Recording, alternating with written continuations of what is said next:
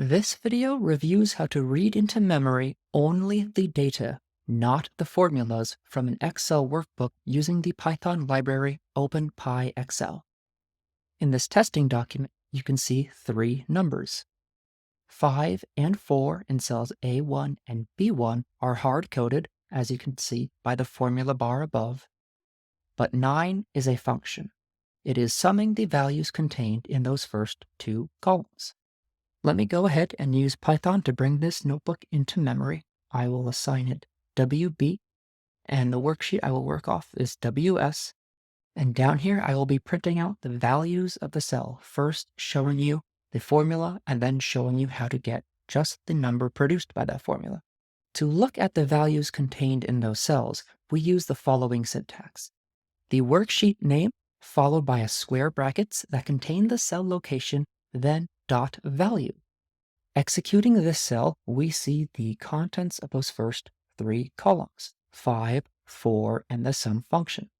If we don't want to read in the function, but instead want the number produced by that calculation, we just need to change an argument in our load workbook function at the top.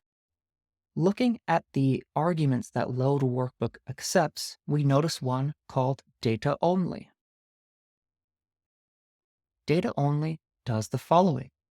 It controls whether cells with formula have either the formula or the value stored the last time Excel reads the sheet. The default is to read in the formula. Changing this so that just the data only is read into memory is very easy to do. The data only parameter is a Boolean.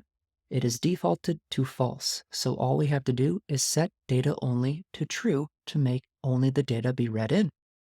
Now we could see all three digits, the hard-coded 5 and 4, and the sum of those two numbers, 9. So that's really all there is to it. Anytime you want to just bring in the data and ignore the formulas that produce the data, all you really have to do is pass the data-only argument to the load workbook function when you are first initially bringing in the workbook into memory.